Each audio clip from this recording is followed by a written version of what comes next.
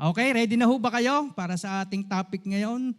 Ang topic natin ngayon ay the fruit of the Spirit.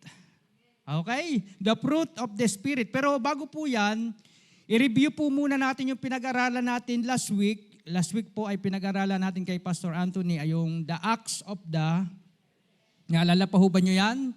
The acts of the flesh o yung mga gawa ng laman. At hindi po may tatanggi ang gawa ng laman, obvious po yan, lalong-lalo na kung hindi ka pa Kristiyano. Napapailalim ho kasi tayo dyan nung una, nung hindi ka pa nakakakilala sa Panginoon, nung hindi ka pa napapalaya. Pero pinag-aralan din po natin na hindi ikaw yung sin, hindi ikaw yung flesh, at hindi ikaw yung mundo. Okay? Hindi ikaw yung kasalanan, hindi ikaw yung, bagamat ikaw ay may katawan, payat ka man, sabi ni Pastor, payat ka man o mataba, may katawan tayo, pero yung power ng flesh, yung outside force, yung flesh, yung hilig ng laman, yung pita ng laman, hindi na ikaw yan. Sabihin mo sa katabi, hindi na ikaw yan, tatlong yan. Hindi na naghahari sa iyo yung sin, hindi na naghahari sa iyo yung malakas na pita ng laman, at hindi na ikaw ang sanlibutan. Balikan po ninyo yung pinag-aralan natin para matanggap natin at mapagmuni-muni. Kaya, in short, wala nang pwedeng idagdag sa iyo galing sa mundo para maging kumpleto o puno ka dahil puspos na tayo kay Kristo. Nakuha ho ninyo yun? Wala nang pwedeng idagdag sa iyo galing sa mundo. Para maging kumpleto tayo kasi puspos na tayo at puno. Sabihin mo, kumpleto ka na kasi. Nasaan ho yun? Nasa Colossians 2, verse 9. For in Christ lives all the fullness of God in a human body. Verse 10. So you also are complete. Kumpleto na, hindi pa? Kumpleto na. You also are complete through your union with Christ. Kailan ka naging kumpleto? Nung ikaw ay nakipag-isa kay Kristo. Nakipag-isa ka na ba kay Kristo? Therefore, kumpleto ka na. Kaya wala nang pwedeng galing sa mundo na idadagdag sa iyo na makakapagpasaya pa sa iyo sa kalalagayan mo ngayon na kasiyahan. Masaya ka ba ngayon dahil nakipag-isa ka kay Kristo? Abay, wala nang pwedeng madagdag na kasayahan.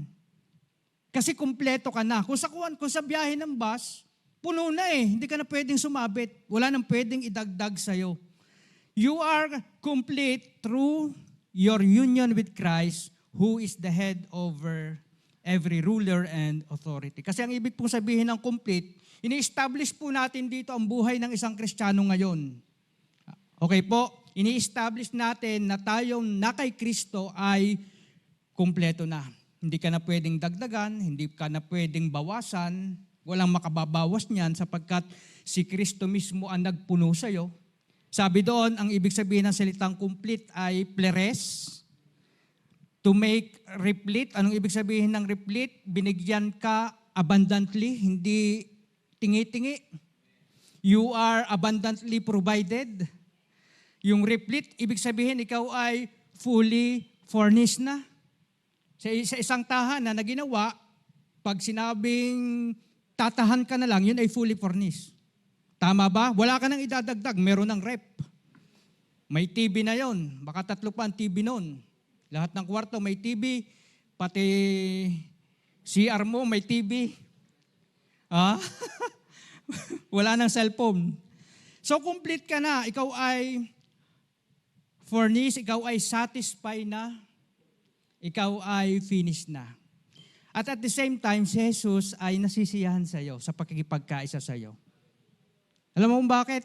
Bago ka naman pinisana ni Kristo, nilinis ka muna Pinatawad ka muna sa lahat mong kasalanan. Sinangtified ka, hinugasan ka, bago tumira sa iyo si Kristo. Kaya si Kristo nasisiyahan sa pakikipag-isa sa atin. Maganda bang balita yon? Hindi ka kinamumuhian at hindi ka kinarurumihan. Meron taong nakikisama sa isang tao pero narurumi. Lalong-lalo na halimbawa pag may pulubi, tapos lalapit sa iyo, merong mga taong sa halip na maawa ay narurumi. Pag hinawakan ka, pag kinalabit ka, pambihira ka yun. Hihingi lang ng bariya ay nangangalmot pa. Pero sa kanila, kalabit yun. Amen? So ikaw ay kompleto na. Tayong mga nakipag-isa kay Kristo ay kompleto na. Ikaw ay fully or abundantly provided. Kaya pagdating natin sa pamumuhay at sa kabanalan, kaya ba nating mamuhay ng may kabanalan sa mundong ito? Sabi sa 2 Pedro 1, tapos 3, yamang ipinagkaloob sa atin ng kanyang banal na kapangyarihan ang lahat ng mga bagay na nauukol sa buhay at sa kabanalan sa pamamagitan ng pagkakilala sa Kanya na tumawag sa atin sa pamamagitan ng Kanyang sariling kaluwalhatian at kagalingan. Pinagkaloob na ho ba sa atin? Ayan napakaliwanag sa 2 Pedro 1:3. Ipinagkaloob na sa atin ng Kanyang banal na kapangyarihan ang lahat ng mga bagay na nauukol sa buhay mo. May buhay ka ba ngayon? May hininga ka ba? May pangangailangan ka ba sa buhay mo? Ang sabi doon, ipinagkaloob na sa atin ng Kanyang banal na kapangyarihan ang lahat ng kailangan mo sa buhay na ito. Kaya hindi ka maaligaga Bilang isang Kristiyano na nakipag-isa kay Kristo, hindi aligaga ang isang Kristiyano. Hindi ka tumataas at nagpapanting ang tenga kapag wala kang pantuition sa kamay mo pa. Kundi ikaw ay nare-relax dahil alam mo na hindi magkukulang ang Panginoon. Amen? Pwede ho ba natin palakpakan yung nagkaloob sa atin ng banal na kapangyarihan na yan, ang ating Diyos Ama? Kaya pagdating sa buhay at sa kabanalan, pwede tayong mabuhay sa mundong ito ng may kabanalan. Amen? Amen. So ini-establish pa rin ho natin na tayo kumpleto na sa Galatians chapter 5 verse 13, because you, brothers, were marked out to be, free. Ikaw ay tinandaan bilang isang malaya. Meron kang tanda. Ang pagkatawag sa iyo ay bilang malaya. Only, sabi doon, do not make use of your free condition to give the flesh its chance. Ang sabi doon, huwag mong bigyan ni maliit na tsansa ang flesh para ikaw ay mapagharian niya. But through love, be servants one to another. Do not make use of your free condition to give the flesh its chance. Sino ho dito ang mga babaeng dalaga na naligawan na? Pag sinabi mong hindi mo nabibigyan ng tsansa ito, si Pipito na lang ang pangalan. Si Pipito. Pag sinabi mong, alam mo, wala kang ka-chance na ikaw ay sasagutin ko. Anong gagawin ni Pipito? Aalis na siya at sasabihin niya, hahanap siya ng ibang maliligawan. Ganon din ang sabi dito, huwag mong bigyan ng kaunting tsansa yung flesh para hindi ka magalaw nito o mapasukan. Sapagkat pwede kang galawin ito, pwede kang magkasala at paulit-ulit ang pagkakasala kasi nga, binigyan mo ng tsansa. Maganda ang admonition dito na ikaw ay tinawag bilang malayang Kristiyano. Malaya ka bang Kristiyano?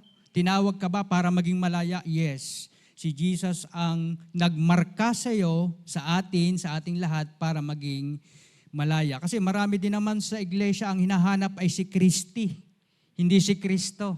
Kaya tingnan nyo, pag nabasted, nawala na. Kasi si Kristi ang hinahanap, hindi si Kristo. Ba't nawala na yon? Kasi naligaw kay nung nabasted, umalis na. So, sinong hinahanap niya? Si Kristi. Tayo po, mabasted o hindi, sinagot ka o hindi, may mga Kristiyano nagpapatuloy sapagkat hindi yun ang mas mahalaga sa Kanya. Si Kristo ang mas mahalaga sa Kanya. Amen? Makikita po natin yan. Obvious yan. Kapag ang motibo, magaganda pa naman ang mga babae natin. Magaganda. At saka ang mga lalaki, magaganda rin naman. Ayaw pumayag. Mga gwapo at magaganda yan. Kaya sila ang lugi kapag ikaw ay hindi tinanggap ng mga yan. Kapag ikaw ay hindi sinagot ng mga yan, sila ang lugi. Amen? Amen? Aba, yung Diyos mo'y Ama. Sila ang Diyos ay sino? Hindi ko nasasabihin dahil ganun talaga. Pag wala pa kay Kristo, iba ang kanilang Diyos, hindi ang Diyos Ama. So Galatians 5:1, Christ has truly, totoo ba? Tunay ba na ginawa na tayong malaya? Yes, sabi diyan, Christ has truly made us free. Then keep your free condition and let no man put a yoke on you again. Kung mayroong gustong maglagay sa iyo ng pagkaalipin, ng pasanin o ng bigat, sabi doon, pinalaya na tayo ni Kristo at ikip mo yan. Panghawakan mo na yan. Stand firm ka na dyan sa natanggap mo yan, sa biyayang ipinarana sa atin ng Panginoon. Alam nyo, marami ngayon, half gospel lang ang ipinapangaral. Hindi tunay na gospel ang pinapangaral. Oo, pinatawad ka sa kasalanan hanggang sa period na ikaw ay nagkasala, pero yung future mo at bukas, hindi siya nagpapatawad. Ikaw ang magiging dahilan para mapatawad yun. Gagawa ka ng mga listahan para mapatawad ang lahat mong mga kasalanan. Tanong, ang ginawa bang pagbabayad ni Kristo ay full payment o down payment?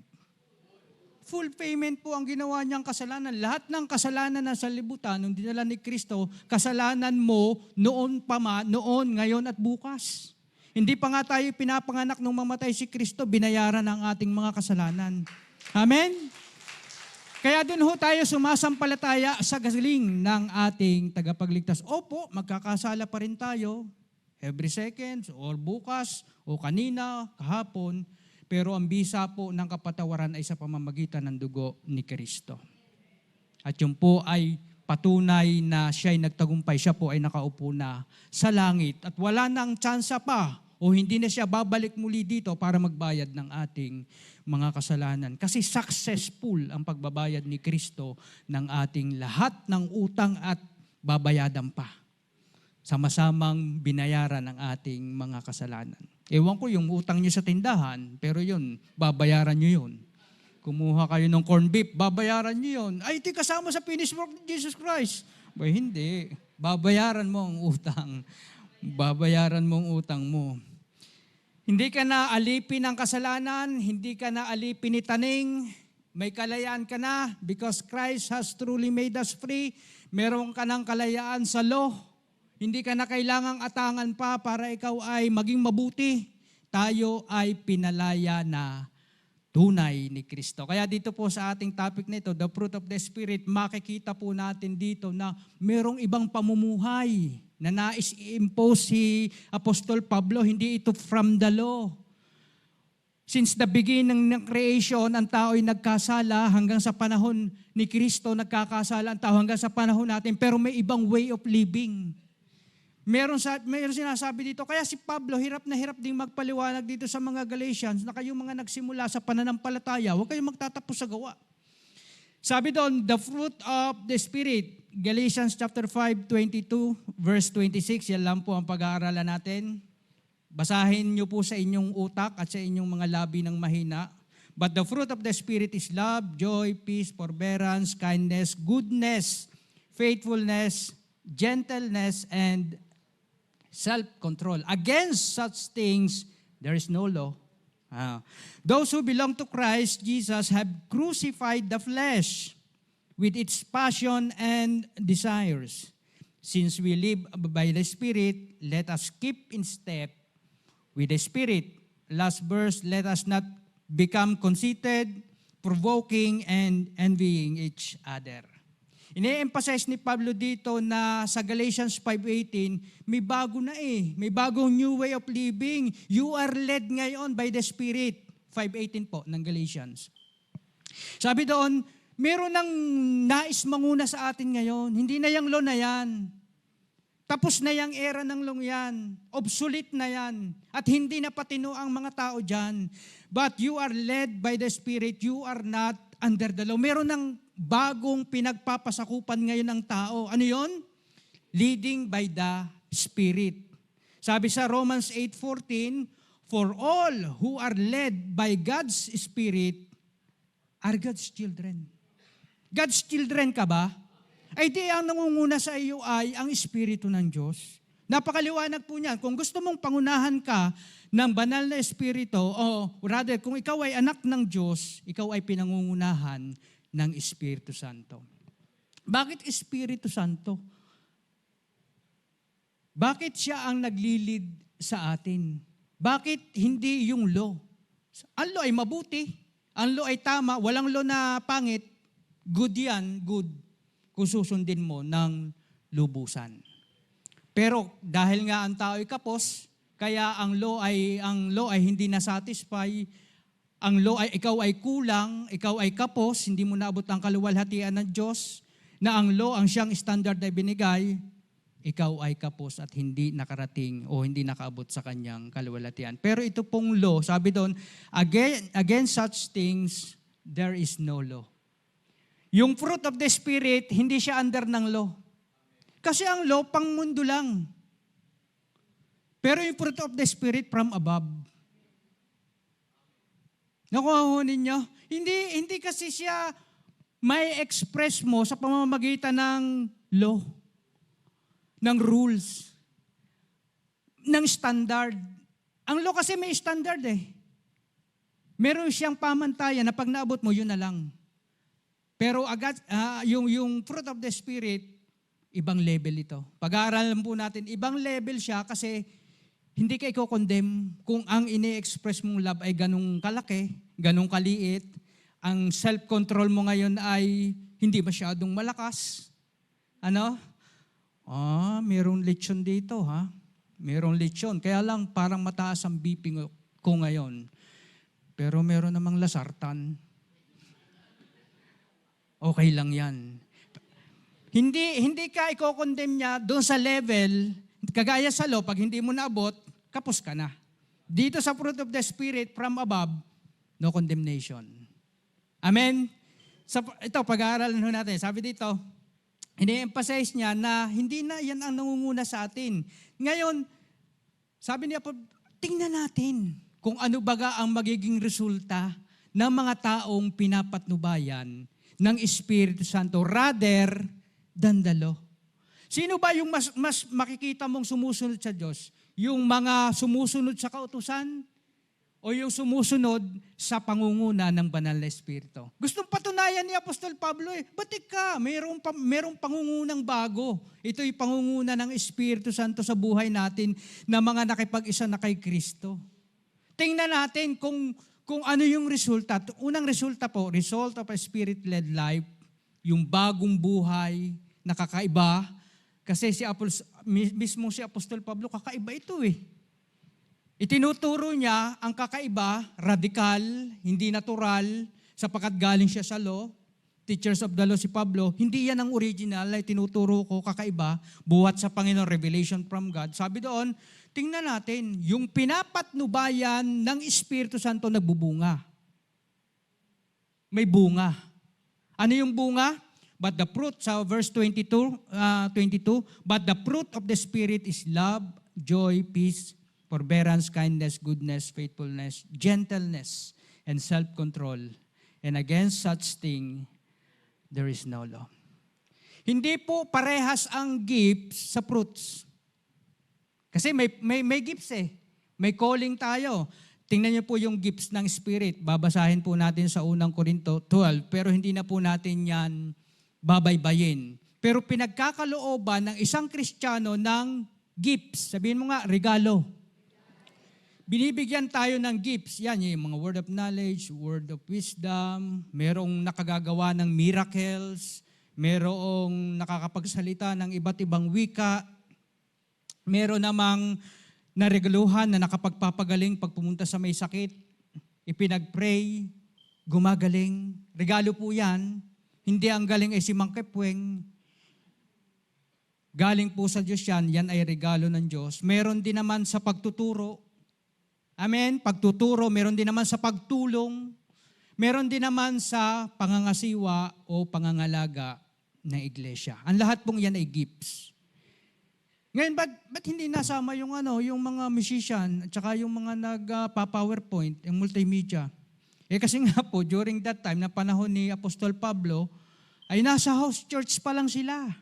Wala pa ang need ng PowerPoint. At siguro, wala pang kuryente noong unang panahon. Kaya yan po yung mga basic na gifts na pangangailangan ng isang church. Pero ngayon naman tayo, dumadami na, hindi na tayo nasa local church, narito na tayo sa isang kumbinyenteng lugar, sa church building, binibigyan ng tagapamahala, may mga ushering tayo dyan, meron tayong taga-multimedia, meron nagtuturo sa mga bata. Lahat po yan ay gifts, regalo sa'yo na dapat mong ipaglingkod. Amen? May regalo sa iyo ang Diyos o calling o gifts na dapat mong ipaglingkod sa katawan ni Kristo. Tama ho ba yon? Kasi yung tema niya sa unang Korinto 12:27, sinasabi dito, kayong ang lahat ang iisang katawan ni Kristo. Ano daw tayo? Katawan ni Kristo. Iisang katawan ni Kristo. At bawat isa sa inyo ay bahagi nito. Sinigurado ni Apostol Pablo na ikaw ay iisang katawan ni Kristo at tayo ay bahagi nito. Mahalaga ba ang bahagi ng katawan mo? Gusto mo bang mawala ang bahagi ng katawan mong hindi mahalaga? Meron bang parte ng katawan na hindi mahalaga? Bukod sa libag? Yung mata mo, mahalaga ba? Mahalaga po yan eh. Nakikita mo yung pangangailangan ng ating local church, inia-arise mo yung pangangailangan. At the same time, nasusuklian naman ng mga tumutulong at nagbibigay. Nagkakaisa tayo dito sa iglesia ng mga bagay para sa ikaluluwalhati ng Panginoon. Bakit? Iisang katawan kasi tayo ni Kristo. Kaya kayo, yung mga nag-o-online, pumunta kayo dito kasi isang bahagi tayo ng katawan ni Kristo. Makipag-fellowship kayo dahil kailangan din naman namin ang ministeryo mo. Kung ikaw ay daliri, makati ang likod mo, anong gagawin mo? Kakamutin mo, kailangan namin ng kakamot. Bahagi ka ng katawan ni Kristo eh. Mahalaga ba ang kuko? Mahalaga. Pero yung pag walang kuko, hindi matatanggal ang kulangot. Ang hirap po, pag walang daliri. Pero mo yun, iuusap mo pa, naalisin ka ng ano. Kaya mahalaga po ang lahat ng parte ng ating katawan, kung anong ministeryo, kung anong tawag sa'yo, kung anong calling mo, mahalaga ka. At hindi po ito may level, wala pong level yan. Sinasabing, mas maganda yung helping, mas mataas yung teaching, mas mataas ang ranggo noong namamahala o administrador. Wala po. Yan po ay pare-parehas na regalo sa atin ng Panginoon. Now, hindi po ang gift of the Spirit ang binibigay natin na topic ngayon, kundi yung fruit. Kasi yung gifts of the Spirit is a spiritual capabilities for the service of the Lord. Ibinigay yan sa iyo para maipagministeryo mo sa Diyos at sa kapwa mo. Gagamitin mo yan, gifts. Pero itong the fruit of the Spirit, it has to do with a person's spiritual character of those in the Lord. Alam mo, itong bunga ng Espiritu Santo hindi nakikita physical. Ito lang ang bunga na hindi nakikita pero nagmamanifest. Ito ay nagmamanifest pag lumalabas na yung karakter. Karakter sa iba't ibang season ng iyong buhay. Ito lang ang bunga na isang bunga, pero siyam ang lasa. Iisa lang siyang bunga ng Espiritu, pero siyam ang lasa, siyam ang karakteristik. At yan lahat ay tinataglay ng isang Kristiyano na ginagabayan ng banal na Espiritu. Pwede ba natin palakpakan? Meron ka niyan. Mamaya titingnan natin saan yan makikita yung bunga, saan panahon ng season mo, nakikita yung mga bungang yan. Yan lamang ang bunga na hindi nabubulok. Yan lamang ang bunga na hindi nabubulok. The fruit of the Spirit is for all seasons of our life. Yan yung magpapalakas sa iyo, yung nasa sa loob na yan, yung bunga ng banal na Espiritong yan ang magsasabi sa iyo, o magtuturo sa iyo ng nararapat mong gawin kung anong dinadaanan mong season na o nasa ang season ka man. Yan po ay para sa lahat ng panahon at sa lahat ng pagkakataon. Ano ba yan? Yung love na yan. Hindi na po natin yung love, yung pag-ibig. Yung joy, yung kagalakan, kapayapaan, katyagaan, kabaitan. Imagine, meron ka na palang kabaitan. At pag sinabi mong mahina ka sa isang lugar, sa isang banda na yan, saan ba ako mahina sa banda na yan, palalakasin ko, nagkakamali ka. Nagkakamali ka na. Ay, palalakasin ko ang aking pag-ibig kasi mahina pa ako sa pag-ibig. Nagkakamali ka na ng sinasabi mo kasi yan ay fruit. bunga na yan. Resulta na yan. Outcome na yan. Naririyan na yan. Hindi mo na kailangang i-manufacture yan. Hindi mo na kailangang diligan yan. Hindi mo na kailangang palaguin yan. Naririyan na yan sa iyo, sa loob mo. Amen? Ang kailangan lang natin marinya, sabi doon, pag-ibig, kagalakan. Si Jesus ang perfect example ng pinatnubayan ng Espiritu Santo at nakita yung bunga ng banal na Espiritu sa kanya habang siya namumuhay. Oy, may mga taong hindi kaibig-ibig, pero inibig pa rin ni Kristo. Yung kagalakan ba, nadalhin niya yung krus? Nabawasan ba? Hindi yung kagalakan dahil nanood ka ng Mr. Bean, nakikitawan ng tawang parang loko at luko. Yan ho ay kagalakan sa pagdating ng mga panahon ng kahirapan, ikaw ay may kagalakan, meron kang pag-asa, meron kang kapayapaan, meron kang katyagaan, meron kang kabutihan, meron kang katapatan, meron kang kahinahunan at pagpipigil sa sarili. Kaya pag ikaw ay nasa panahon na kailangan mong pigilin ang sarili mo, meron kang bunga ng banal na Espiritu, self-control. Paano magmamanifest? Abay sabihin mo, Lord, yung self-control na bunga ng banal na Espiritu, gagamitin ko na, kakainin ko na. Palaglagin mo na. Kailangan ko nang maranasan ito. Kaya nagpipray para maranasan natin o may padama sa atin ang mga bagay na yan sapagkat yan ay naririyan na. Ang kailangan na lang natin ay sambitin. Lord, yan ang hirap niyang mga bagay na yan. Kailangan ko pa bang bigyan ng kabutihan ang mga hindi mababait sa akin? Si Kristo ba lahat mabait sa Kanya? Hindi. Pero tayo din, dahil tayo ay pinapatnubayan. Yan nga maganda kay Apostol Pablo, itinuturo niya sa atin na, abay teka, may bagong buhay na ipinaparana sa atin. Ito'y buhay na mayroong bunga ng banal na Espiritu. Kaya ito po ang nagiging sandigan ng isang Kristiyano, yung fruit of the Spirit. May season, may panahon. Alam nyo, ang mangga, hindi naman siya magbubunga ng duhat. Kahit kailan na kanyang buhay, laging ang babagsak sa kanyang puno ay mangga. Amen. Ganon din, walang season ng ating buhay na wala naman sinabi diyang yung walang kabuluhan sa mga bungang yan. Ang bunga mo ay mahalaga, ang bunga mo ay quality, ang bunga mo ay nararapat bilang isang Kristiyano. Wala namang masamang ugali dyan. Ang bunga ng banal na Espiritu ay masungit, mapagmataas. Yun ay acts of the flesh. Nagkakabahabahagi. Kaya nga dinistinguish natin o in-emphasize na iba ang acts of the flesh, iba yung fruit of the Spirit. Iba yung pinapatnubayan ng kautusan kasi lahat naman yan na-arouse dahil binigyan ka ng law. Sinabi na huwag kang magkukubet, lalo kang nagkubet. At the same time, ito sinasabi, ikaw ay lead na ng Holy Spirit. Ang Holy Spirit ang nagli-lead sa'yo. Kaya hindi nagtuturo ang Espiritu Santo ng kabalbalan. Amen? Hindi nagtuturo ang Espiritu Santo ng kasamaan. Hindi nagtuturo ang Espiritu na ikaw ay magpakaluho sa mga bisyo. Ay may self-control Yun nga ang pangontra mo. Kapag may season ka sa buhay mo na, beto ko hindi makaalis dito sa ginagawa kong ito. Na-rehabilitate na naman ako.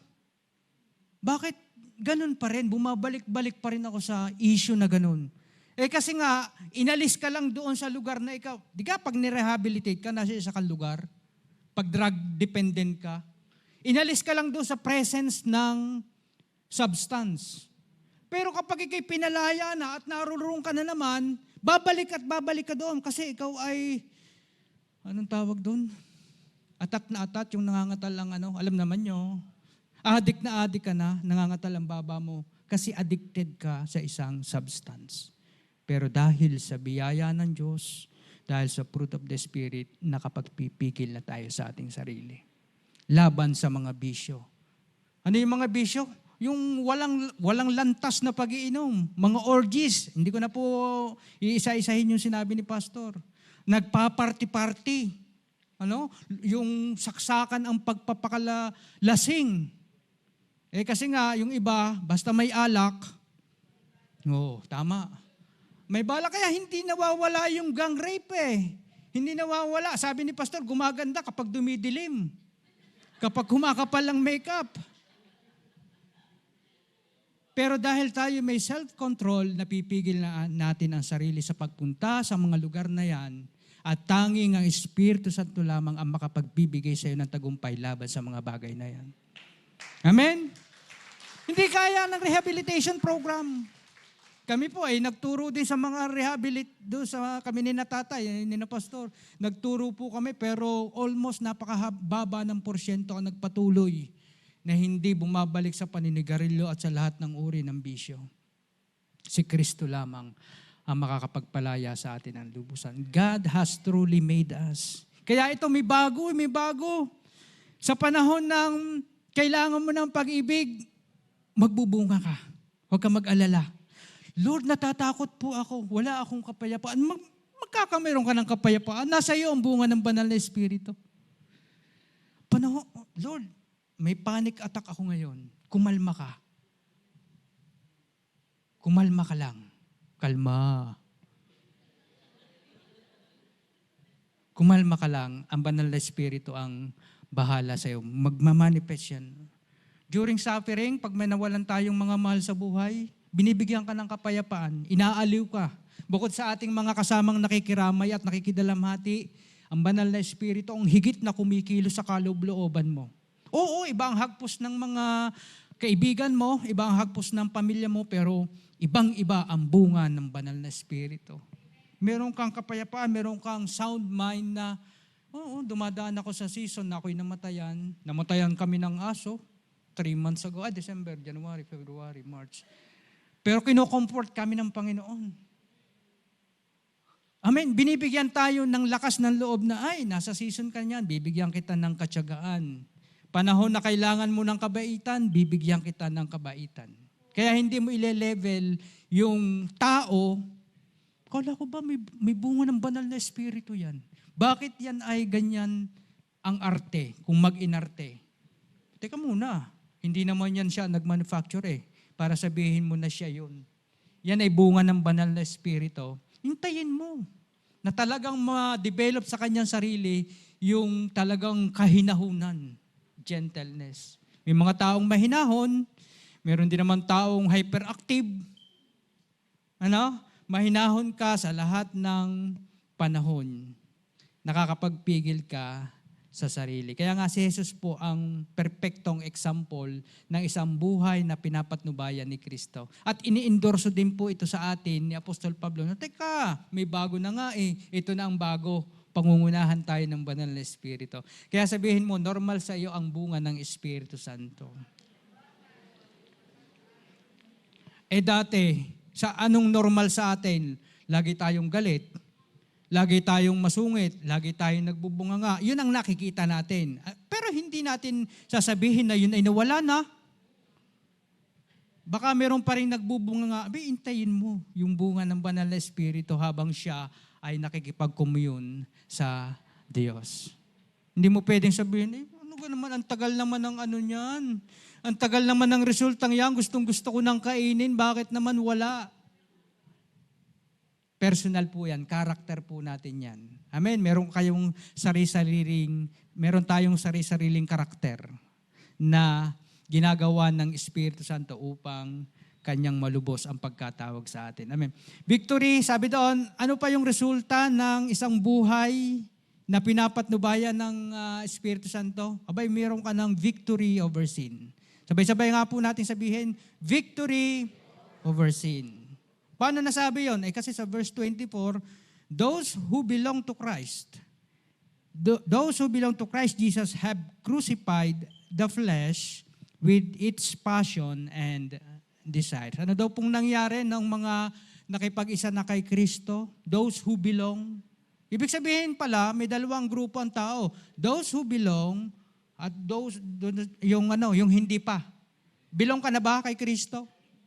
Kung ikay belong na kay Kristo, you have been crucified the flesh and with its passion and desire. Ano bang napako dyan? Ano ba yung sinasabing crucified the flesh? Yan bang mismong literal mong katawan? Kasi flesh din yan. Pinag-aralan natin last Sunday na kahit payat yan o mataba, flesh pa rin yan. Hindi yung flesh na yan ang sinasabing na crucified. Ano yan? Yung old man natin, yung old self, yung old nature natin, yung may carnal heart, yung nakalin o nakatuon lagi sa mga bagay ng laman. Tingnan natin sa Romans 6:6. Alam natin na ang dati nating pagkatao. Alam mo ba? O alam natin? Alam mo na. Alam natin ang dati nating pagkatao ay naipako na sa krus kasama niya. Yung old man, yung may pusong laman. Upang mamatay na ang ating makasalanang pagkatao at nang hindi na tayo maalipin pa ng kasalanan. Pag hindi ka naalipin ng kasalanan, matagumpay ka na. Meron ka ng victory. Kasi nga, pinapatnubayan ka ng banal na espiritu. Alam natin na iyon ay naipako na sa krus. Kaya lang, meron pang passions. Meron pang mga desires. Meron pang pagnanasa. Sa Romans 6:18, ang sabi doon, pinalaya na kayo sa kasalanan. Masaya ho ba yan na pinalaya tayo sa kasalanan at kayo ngayon ay mga alipin na ng katwiran. Now, tingnan natin yung passions and desires. Ano ba yung passions and desire? Nasa iyo ba yan? O nasa labas din? Nasa labas din yan 1 John chapter 2 verse 16 sa Amplified. For all that is in the world. Hindi ho sa atin yan. Hindi na-emphasize na galing sa iyo. It is in the world, the lust and sensual craving of the flesh, the lust and longing of the eyes, and the boastful pride of life. Ano yung boastful pride of life? Pretentious confidence in one resources or in the stability of earthly things. These do not come from the Father, but are from the world. So meron palang mga desire, passion desire na, ito, maganda to. Tinitigan ko. Di ba gano'n naman ang unang pagkakasala ni Eva?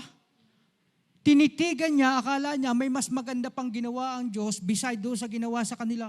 Tinitigan nila yung puno ng pagkaalam ng mabuti at masama. Hindi lang tinitigan. Nilapitan ko.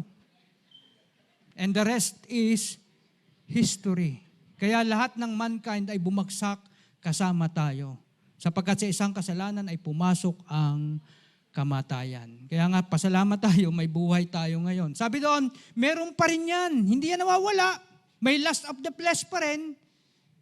Meron pang pita ng laman, meron pang pita ng mata. Ano ba yung mga bagay na yan? Sabi doon ay, ito yung mga bagay na, pretentious confidence in one resources. Yung pride of life, para bagang mas magiging detalyado ang buhay ko o mataas ang pagtingin sa akin ng mga tao kapag itong mga possession na ito, itong mga resources na ito ay na-establish ko at sinabi kong akin. Mas mataas yata ang pride of life. Mapagmataas. Tapos yung lust of the flesh and lust of the eyes. Pero ang maganda nito, it is in the world, pero tayo citizen ng heaven. Di ba? Kaya hindi pwedeng tugma o hindi pwedeng magkasama ang tagamundo o yung mga bagay ng mundo at saka yung mga bagay na spiritual. Amen? Para yung tubig at langis. Ihalo mo man ay kay magmimintis. Kasi hindi pwedeng magsama po yun. Tayo ay citizens of heaven. Basahin na lang po niyo sa Pilipos. 3:20. Ano pa yung resulta ng pinapatnubayan ng Espiritu Santo? We can walk by the Spirit. Hindi lamang ikaw pinapatnubayan, makalalakad ka pa rin. Verse 25, since we live by the Spirit, let us keep in step with the Spirit. Hindi lamang ang buhay mo ay nabubuhay sa iyo ang Espiritu Santo, sabi doon, plain simple acts lang yan na, lumakad ka na. Kasama ng Espiritu Santo. Walang requirement, walang rules against such things, just simply walk by the Spirit. Paano ako makakalakad sa Espiritu? Paano ho ba lumalakad sa Espiritu? Basta kayo bumangon sa umaga, mag-toothbrush ka, lumalakad ka na sa Espiritu Santo. Mag-pray ka, maglaba ka, mamalengke ka, you are living by the Spirit. Sabi doon, kung tayo'y nabubuhay sa pamamagitan ng Espiritu, simple-simple lang. Magsilakad naman tayo ayon sa Espiritu. Tanong, mahirap bang lumakad sa Espiritu kung nananahan na sa iyo ang Espiritu Santo? I don't think so. Hindi ka mapapangunahan ng Espiritu Santo kung wala sa iyo ang Espiritu Santo. Pero ang magandang balita, nasa iyo na ang Espiritu Santo. Kaya kayang-kayang manguna ng Espiritu Santo. And besides, dalawa kayo na lumalakad dyan. Nagbibigay lang siya ng mga will, ng mga desires para gawin mo yung mga bagay na yan every morning. Kaya every morning, kung dati masama ang balak mo, dahil masama ang puso mo, ngayon may bago kang balak, maganda na ang balak mo. Kanina may binabalak si Pastor Anthony, magandang balak yun eh. May gusto siyang i-surprise. Sabi ko, magandang balak yun.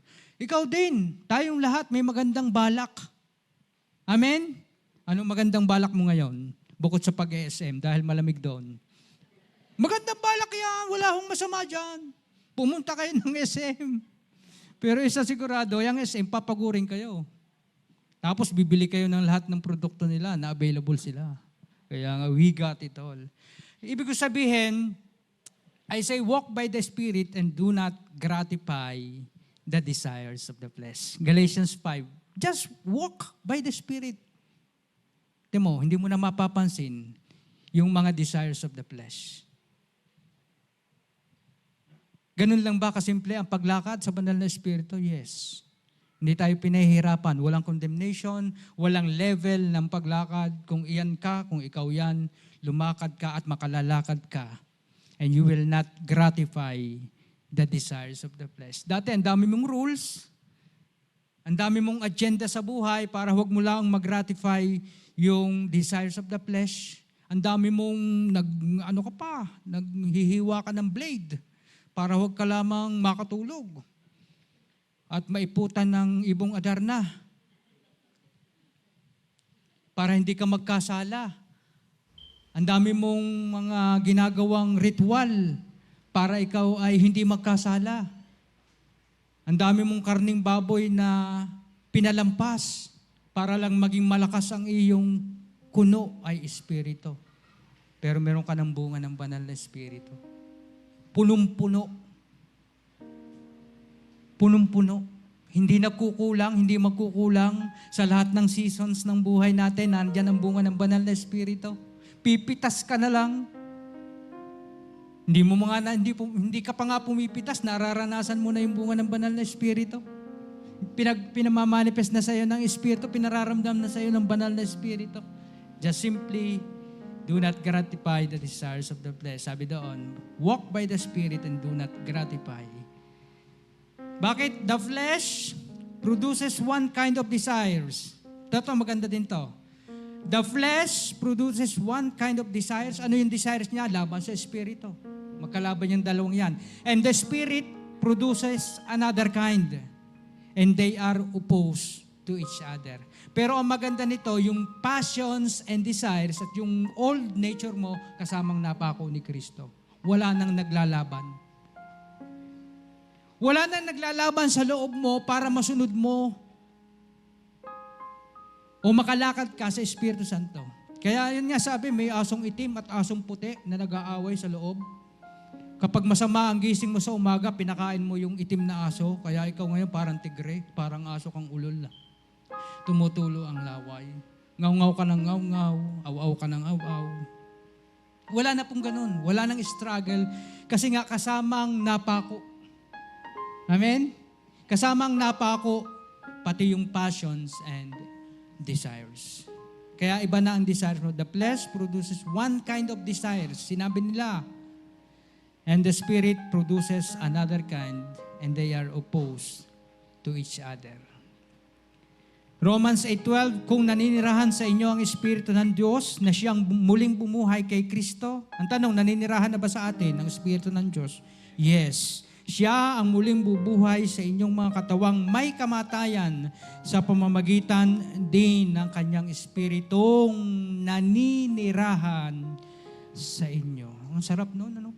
Naninirahan sa akin ang Espiritu Santo. Ako ba nagsabi? Hindi, ang salita ng Diyos.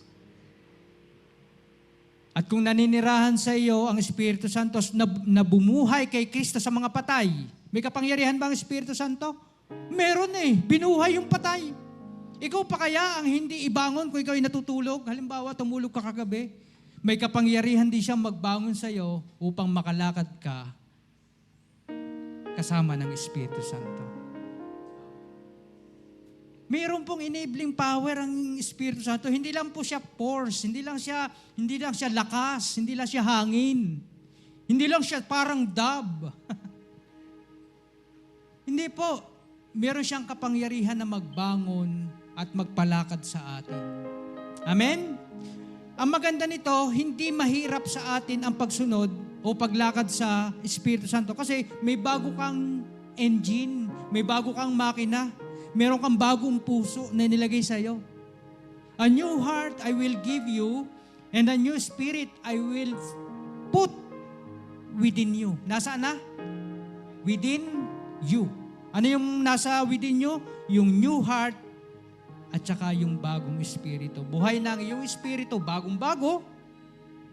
And I will put my spirit, 3 ang inilagay sa atin. Hindi lamang binigyan ka ng bagong puso, hindi lamang binigyan ka ng bagong espiritu, nilagyan ka pa ng espiritu ng Diyos within you and cause you to walk in my statutes. Kaya kayang-kaya ho nating makalakad sa ninanais ng Diyos kasi may bago ka ng puso. Nung una, luma ang puso mo, matigas ang puso mo, hindi ka talaga susunod sa Diyos. And beside, hindi mo naman kilala ang Diyos. Marami kang Diyos, pero hindi mo kilala ang tunay na Diyos. Kung sino-sino ang ginawa mong Diyos na ilagay mo sa altar mo, na nilikha rin naman ang tao na namatay at kinilala mo, tapos yun ang ginawa mong Diyos, ay hindi ka talaga makakalakad. Unless na ikaw ay may bagong puso. Unless na makilala mo si Kristo bilang Panginoon at siyang tagapagligtas na siya lang daan, siya ang katotohanan, siya ang buhay, walang makararating sa Ama kundi sa pamamagitan ni Kristo. Unless na makilala mo si Kristo, wala kang kalayaan sa mga bagay na nais ipagawa sa iyo ng Diyos. Mahihirapan ka. Mahihirapan ang mga taong walang pagkakilala, walang pagtanggap kay Kristo sapagkat walang bagong puso. Para kang Volkswagen. Sinasabi mong tumakbo ng 120 kilometers per hour. Volkswagen yun eh. Subukan mong Ferrari, pasabihan mo ng ganun. Pag hindi lampas pa sa 120. Kasi may bagong engine. Huwag mong pilitin sa isang tao na gawin ng isang bagay na hindi naman niya kaya. At yung pagbait ay hindi talaga kaya ng tao unless na ikaw ay patnubayan ng Espiritu Santo. Amen? Pwede ho ba natin palakpakan ng Espiritu Santo? At ang maganda po niyan, sa bagong kasunduan, sa New Covenant, binigyan tayo ng bagong Espiritu. Binigyan tayo ng bagong puso. At the same time, pinapatnubayan tayo ng Espiritu Santong Banal. Kaya, last verse, warning to the believers. So verse 26, let us not become conceited. Let us not become provoking one another. Let us not become envying each other. Sabi doon, huwag kang palalo, conceited. Huwag kang magpalalo ng higit sa iyong sarili. Huwag kang mapagmataas. Lalo na sasabihin niyo, ako'y minamaliit nito eh. Ibig sabihin, mataas ang pagtingin mo sa sarili mo. Pag sinabi mong ako'y minamaliit nito eh, then, nandoon na, ikaw ay mataas ang tingin mo sa sarili mo. Hindi naman sa pagmamayabang, mayabang ka na. Yan yung mga, hindi naman sa pagmamalaki. Yan. Susunod na yan, magmamalaki na yan. Sabi doon, do not be conceited. Huwag palalo, huwag mapagmataas. Stay humble ka lang dyan. Huwag mong isipin na mas mahalaga ka kaysa sa iba. Pag wala ako doon, iba ang mundo nila. Huwag ganun. Gusto lagi ay pinupuri, pinapalakpakan. Ang tawag po doon ay vain glory. Walang kabuluhan yan, kapatid. Huwag mong nasain ang mga bagay na yan. Kaya nga sabi ni Apostol Pablo, let us not become. Abay, posible na ikaw ay nagmamataas sa iyong sarili, mataas ang tingin mo sa sarili. Let us not become provoking. Huwag mong galitin ang isa't isa. Tayong magkakapatid, huwag magmaliitan. Di ba sa mga bata, kaya lang naman napuprovoke ang mga bata, ay sabi noon. Minamaliit mo, magsisimula na yan. Girian na 1 oras. Girian ng girian yung mga bata, mag-aaway. Pansinin nyo, girian niya ng girian ng 1 oras. Pero hindi nagsusuntukan, napuprovoke sila. Nag-iinggitan. Huwag galitin ang isa't isa sa ating mga anak. Huwag nating i-despise, huwag nating i-insult. Kung anong meron sila ngayon, hindi mo naman alam ang level ng buhay ng tao. Huwag mong insultuhin. Darating ang panahon na baka iba na ang level ng kanyang buhay. Do not be provoking. At last, yung sabi, huwag kang mainggit, envying. Huwag kang taong inggitin. Ang ganda ng posisyon ng trabaho noon. Ang ganda naman ng noon, uri ng trabaho. Naglalakbay lamang sa iba't ibang lugar. Huwag kang mainggit. Ang ganda naman ng TV nila. Makautang kaya sa Bombay. Nahihirapan ka tuloy magbayad ngayon, tago ka ng tago. Nung umutang, mabait. Nung nagbabayad na, nasungit. Huwag mainggit. Amen? Hindi masaya ang buhay ng isang taong puno ng inggit sa kapwa. Amen? Hayaan mo na. Kung siya ay may mataas na trabaho, kung siya ay manager ng bangko, kung siya ay may sasakyang 18, kung siya ay mayroong bahay na bato, kung siya man ay 12 floor ang bahay, darating ang panahon, first floor din ang hahanapin yan. Ang ipagagawa niyan. Dahil di ka na makakakyat dyan. Hindi ho masaya ang buhay ng may inggit. Hindi ho masaya. Walang sasaya sa taong inggitin. Kaya pag nakakaramdam tayo ng inggit, pikit na lang.